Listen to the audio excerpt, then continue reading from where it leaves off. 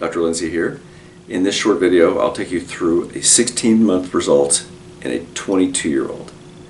Now, first off, before everybody freaks out, because I get emails and comments all the time on who's doing a hair transplant on a 22-year-old, well, the answer is me. And we do hair transplants on younger patients, probably 5 to 7 a year.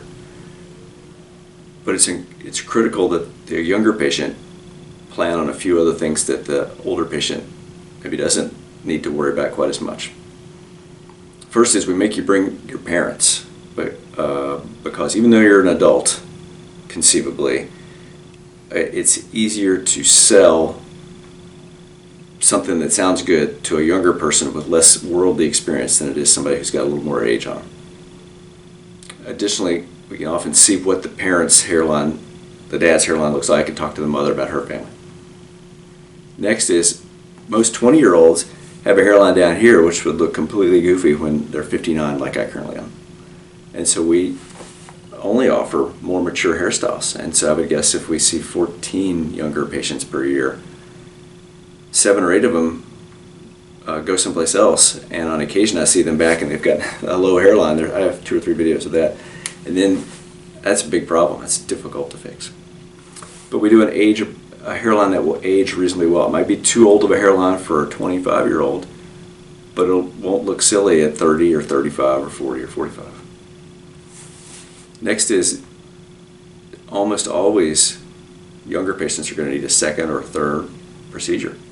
It's just difficult to know. I mean, there are certainly cases where the family only loses a little bit of hair and we can adjust it and they'll never need anything else. But generally, younger patients, even more than middle and older patients, are going to need a second or third case. And so they need to know that up front. And so once you start down the hair transplant road, you can't get off of it. So make sure you want to get on it. So again, that's another reason why we like the parents to come, or grandparents. So anyhow, this younger patient was a senior at Virginia school, and we probably do 3 seniors and 1 or 2 juniors at Virginia universities every single year. And so we did him over Christmas break, and he's a very dark Indian continent descent patient, and so at the end of this case, his grafts which are sticking up slightly, and it looks kind of white compared to the darker skin. But he came daily for a week to get cleaned, and then I saw him at spring break for a scar check, which was just a little past the normal. And of course, at that time, the hairs have all fallen out. There's some shock loss. There's a little shock loss around the scar.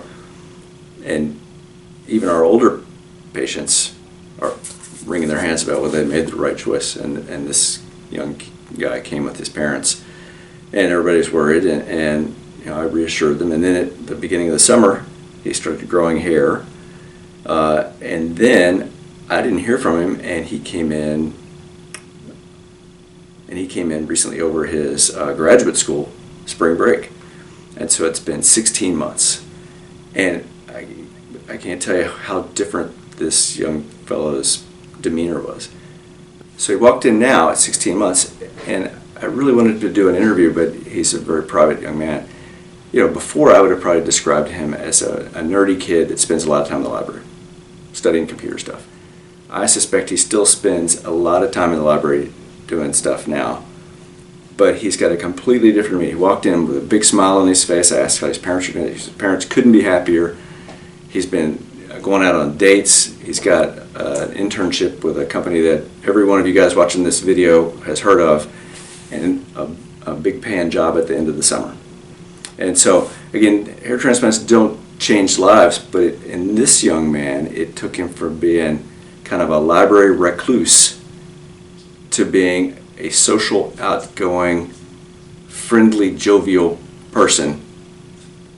And in the IT industry, that isn't that common. I suspect this kid will succeed at a higher rate than he would have when he had less self-confidence.